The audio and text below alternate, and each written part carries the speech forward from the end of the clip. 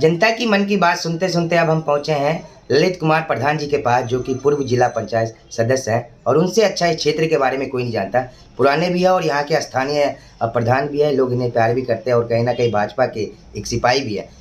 विधायक जी है, उन्होंने कितना काम किया इस क्षेत्र में, इनसे अच्छा और इनसे ज़्यादा कोई हमें बता नहीं सकता है, क्योंकि ये शुरू से सुनील कुमार शर्मा जी के साथ रहे। उनके हर वो कार्य में अपने क्षेत्र में जो रोड की हो या नाली की व्यवस्था हो या किसी भी बिजली की व्यवस्था हो, उस पर हमेशा अपना वर्चस्व रहता और लगातार ये जनता के बीच में जा भी रहे और कहीं ना कहीं योगी सरकार की लाने की बात करिए। लेकिन इनके मन में क्या क्या है, दोबारा योगी सरकार आते हैं तो क्या कार्य रुके हैं या क्या कार्य और भी होंगे, तो हमारे साथ ललित प्रधान जी से इनसे जानेंगे। प्रधान जी, बहुत बहुत स्वागत है। ललित भैया, बहुत बहुत धन्यवाद जी। इस बार उत्तर प्रदेश में हाथी की भी बात चल रही है कि वो चल सकती है, साइकिल की भी बात चल रही है कि वो जो टूटी हुई थी वो बढ़ सकती है, कहीं ना कहीं आम आदमी पार्टी भी आने की सोच रही है।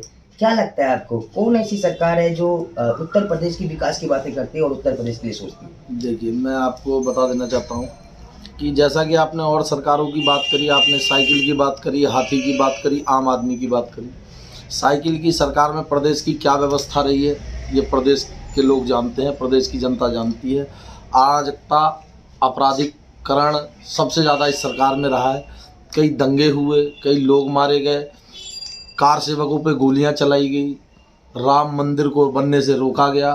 तो इनकी मानसिकता क्या हो सकती है ये आप लोग भली भांति जानते हैं, आप लोग भी परिचित हैं। रही केजरीवाल की बात, तो केजरीवाल का तो झूठ का व्यापार है। आप जानते हैं कि जब अन्ना आंदोलन शुरू हुआ तो केजरीवाल अन्ना जी को अपने पिता की तरह मानते थे जी।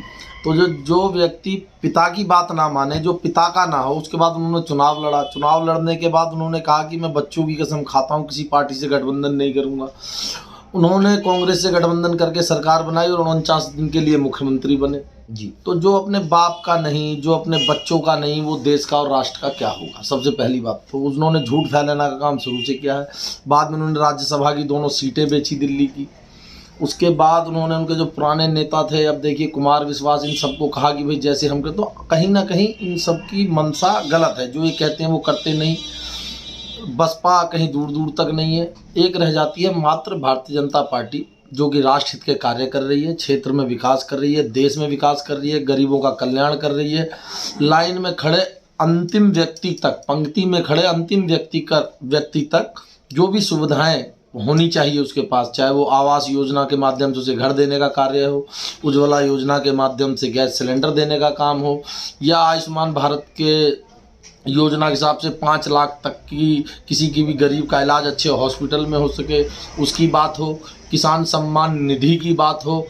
भारतीय जनता पार्टी ने इस देश के हर वर्ग, हर पंथ, हर जाति, हर धर्म के लिए कार्य किया है, क्योंकि भारतीय जनता पार्टी एक ऐसी पार्टी है जो देश हित और राष्ट्र हित की विचारधारा की पार्टी है और राष्ट्र हित में सारे कार्य करती है। सर, विपक्ष का कहना है कि उत्तर प्रदेश में जो है लॉकडाउन के समय योगी सरकार ने कुछ काम नहीं किया। क्या लगता है आपको? देखिए, ये एक वैश्विक महामारी थी जिससे पूरा विश्व परेशान था। आप देखिए अमेरिका जैसी कंट्री की क्या हालत थी, जिसकी स्वास्थ्य व्यवस्था, मेडिकल व्यवस्था इतनी बेहतर होने के बावजूद वहाँ आप मौत का अनुपात देखिए, उनका बुरा हाल हो गया। हम 135 करोड़ की आबादी में रहने वाले लोग, हमने अपने देश को, अपने सिस्टम को आत्मनिर्भर भारत की ओर माननीय नरेंद्र मोदी जी के नेतृत्व में, योगी जी के नेतृत्व में, प्रदेश में भी कोरोना काल में काफ़ी अनाज देने का कार्य हो, दवाई पहुंचाने का कार्य हो, किट पहुंचाने का काम हो, और पूरे देश को कहीं ना कहीं वैक्सीनेट करने का अगर कार्य है तो भारतीय जनता पार्टी ने किया है, माननीय नरेंद्र मोदी जी के नेतृत्व में, और प्रदेश के अंदर माननीय आदित्य योगी जी के नेतृत्व में हुआ है। आप कोरोना काल में एक चीज़ देखिए, उनके पिताजी का देहांत हो जाता है, गया हो, उसने ये कहा हो कि मेरे माँ बाप, मेरे भाई बहन, ये प्रदेश की जनता है, प्रदेश की 25 करोड़ परिवार है, तो इससे बड़ा बलिदान मैं मानता हूँ कि देश हित में और राष्ट्र हित में और राज्य हित में कुछ भी नहीं हो सकता। विपक्ष का ये भी कहना है कि सांसद जी द्वारा जो एक उद्घाटन किया गया था, लगे वो उस जगह पे उद्घाटन बनने की जगह, विकास की जगह कूड़े का ढेर बना है।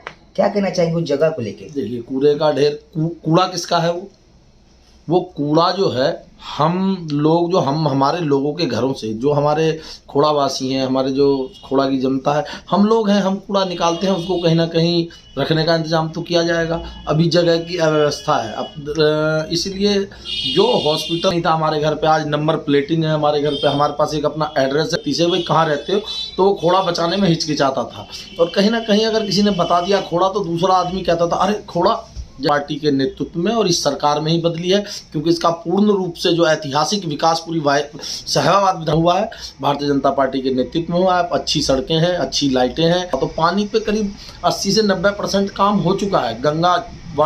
गंगा जल जल्दी ही खोड़ा में आने वाला है और खोड़ावासियों को जल्द ही निजात हो जाएगी, क्योंकि पिछली सरकार ने इन चीज़ों के लिए सोचा नहीं था, लेकिन रास्ते, बिजली, लाइट और घर को चमकाने का काम योगी सरकार ने किया। और कहीं ना कहीं उन्होंने कहा है कि जो राम को लाएंगे हम उनको लाएंगे, एक बार फिर से यूपी में योगी जी की सरकार बनाएंगे। अब देखना यह है 10 तारीख के चुनाव के बाद जनता की मूड किस तरफ होता है, या फिर जनता फिर से योगी सरकार को चाहती है, तो आने वाला वक्त आपको बताएगा। फिलहाल कैमरामैन कन्हैया के साथ मैं राज कुंद्रा, उत्तर प्रदेश।